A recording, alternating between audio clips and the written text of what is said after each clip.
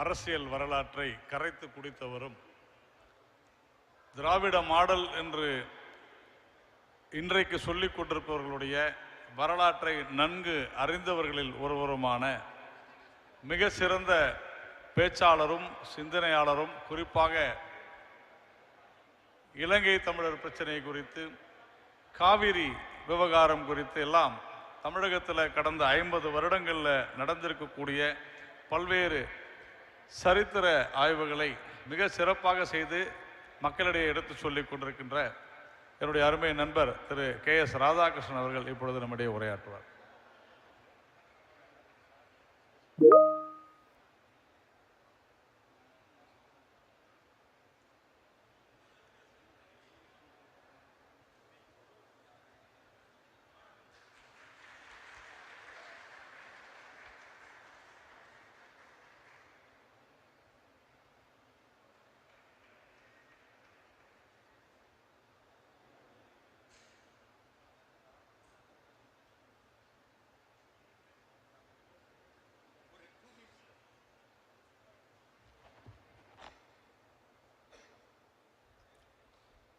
மரியாதைக்குரிய மாண்புமிகு ஆந்திர மாநில துணை முதல்வர், தென்னகத்தின் தலைவராக விளங்கக்கூடிய ஒரு வாய்ப்புகள் எதிர்காலத்தில் வரும்.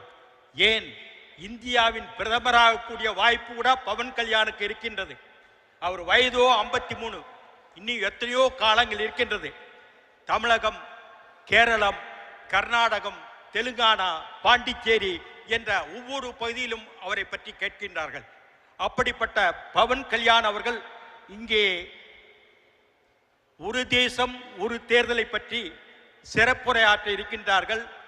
அன்புக்குரிய பவன் கல்யாண் அவர்களே, ரெஸ்பெக்டட் சார், இட் இஸ் அவர் வந்தனம், அவர் நமஸ்காரம்.